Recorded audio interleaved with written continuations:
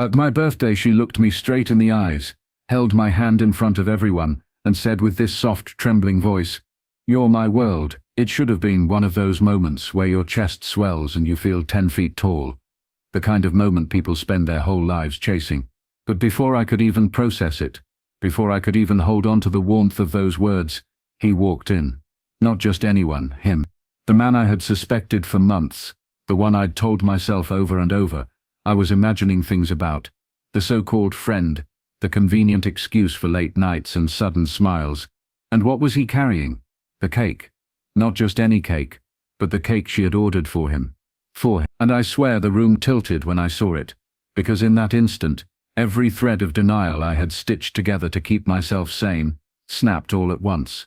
You ever feel like you're in two places at once, like part of you is standing there in your skin smiling at the people around you, and the other part is watching from the ceiling, horrified, screaming for you to do something, anything.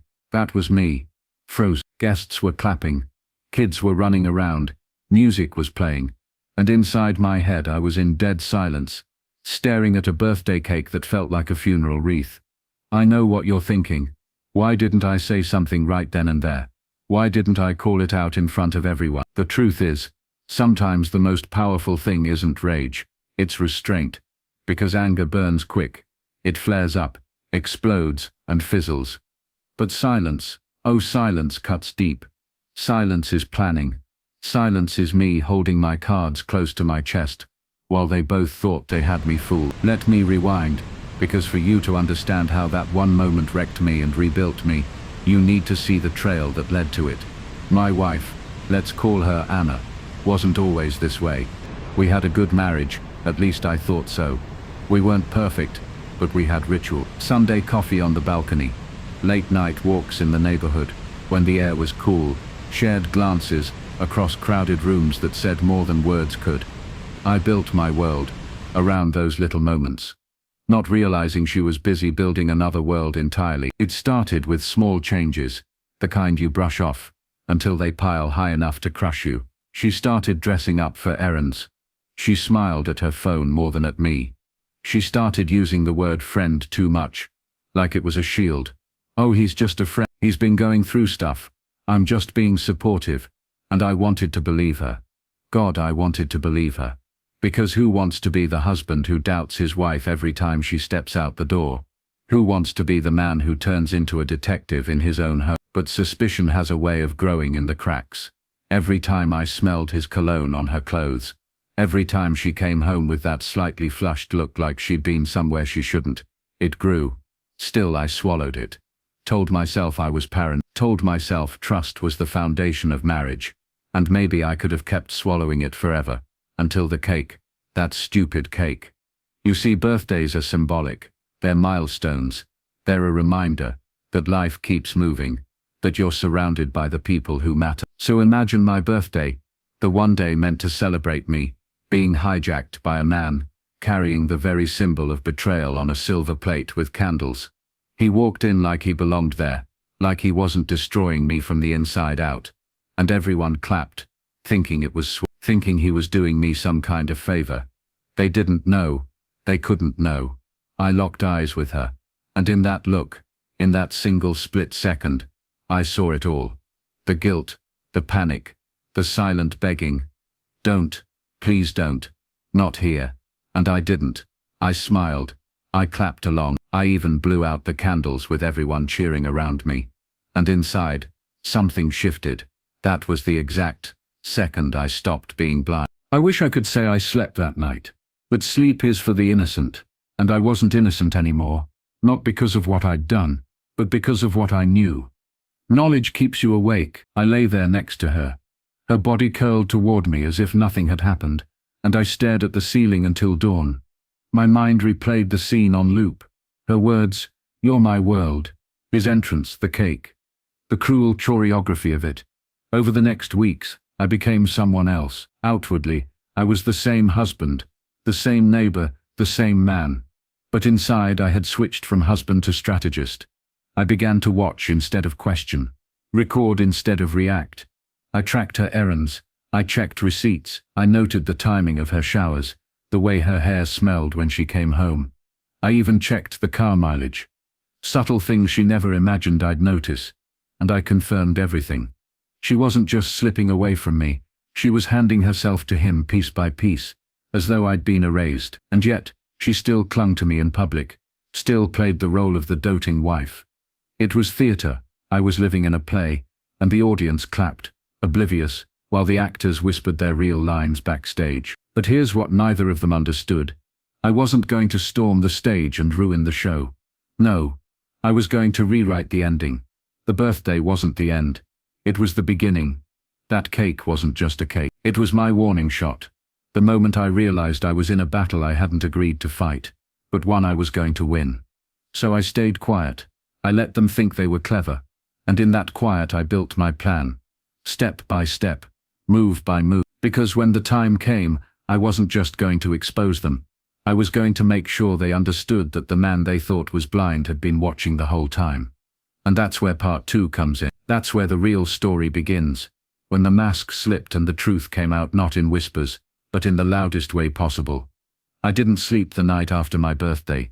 Not really. I lay there with her beside me, breathing slow, her hand resting lightly on my chest, as if we were the same couple we had always been.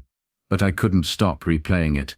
Her words, his entrance, the cake, the way she looked at me while he walked in, panic hidden beneath a mask of tenderness. That image burned itself into my brain, and when something burns that hot, it doesn't fade, it carves itself into you, until the only way to deal with it is to act.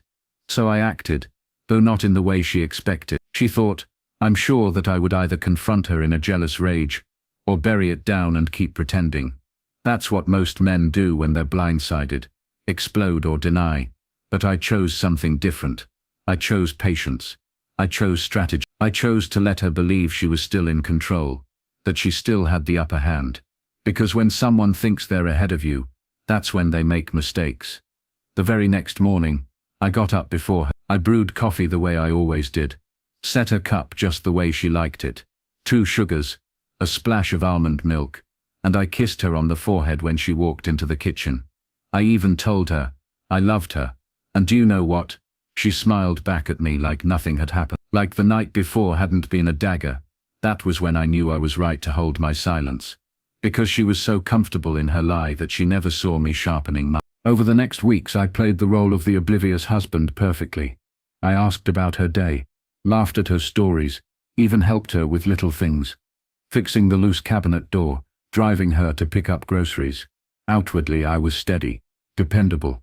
The man she could count on. Inwardly I was memorizing her patterns, cataloging every slip. I noticed how she lingered in the driveway when she got home late, finishing calls before stepping inside. I noticed how her perfume was heavier on the nights she claimed to be meeting a friend. I even noticed the way she hummed under her breath when she texted him, an absent-minded happy little tune she never hummed with me. I began keeping a journal, not of feelings, but of facts, dates, times, inconsistencies, when she left, when she returned, who she claimed to be with, what actually matched. I took screenshots of our joint bank account too.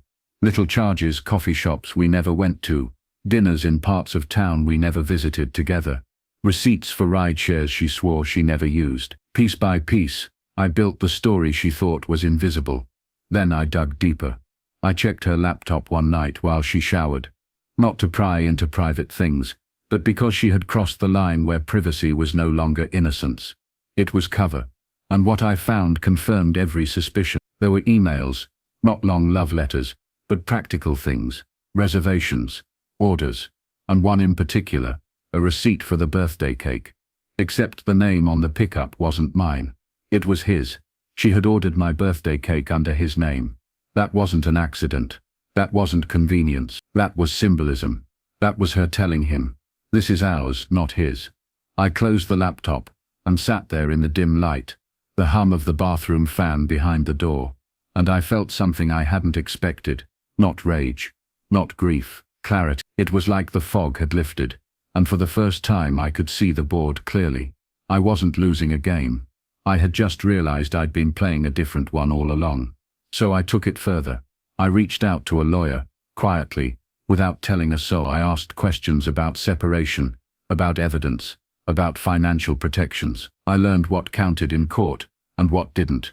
I learned how to protect my assets, how to make sure betrayal didn't also come with a paycheck. And with every answer I got, I felt strong. I wasn't just a husband anymore. I was a man preparing for war. But here's the thing. I didn't want just legal justice. I wanted something deeper. I wanted her to feel what I had felt. That public sting, that humiliation, that helplessness. And so I started planning. I waited, patiently. I let her think everything was fine. I even planned a weekend getaway for us. Something romantic. Just the two of us. She was thrilled. Or at least she pretended to be. But I watched her carefully that whole trip. Every smile, every touch. And I could tell. She was with me but she wasn't with me. Her mind was elsewhere. Her phone tucked too tightly to her side. Her gaze slipping away when she thought I wasn't looking. When we got back, I made my move. It started small, almost invisible. I changed the passwords to our joint account. Not enough to lock her out. Just enough to make her ask me about them. When she did, I shrugged it off as a glitch. I wanted her to feel little cracks forming beneath her feet. Then I started shifting money quietly into a private account. One she couldn't touch. Again, invisible to her, but solid ground under me. And then, the moment came. We were at a dinner, with friends. Ironic really, since it all began at my birthday with an audience.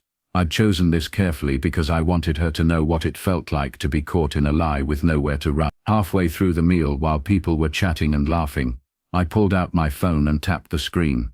On the TV above the bar, synced through the restaurant's casting system, photos appeared. Not private ones, not indecent, but damning enough. Screenshots of texts between her and him, messages about meeting up, about how he'll never know, about the cake, and there it was, in black and white for everyone to see. It'll be funny when he thinks it's for him. You're the only one I want to celebrate. The table went silent. Conversations died mid-sentence. She looked up, her face draining of color, and for the first time, she had no words. Our friends shifted awkwardly, some glancing at me, some at her. All of them realizing they'd been extras in a play they didn't know they were part of. I didn't yell. I didn't accuse. I simply stood, slid my chair back and said, "I hope the cake was worth it," and I left. By the time she came home that night, her keys no longer worked. Her clothes were packed neatly in boxes by the door. The bank accounts she thought she had access to were locked. The lawyer's letter was waiting on the kitchen counter, and to me, I was gone. Do you want to know the best part? I never looked back. Not once. Because when someone tells you you're their world while handing your birthday cake to another man, that's not love. That's a performance.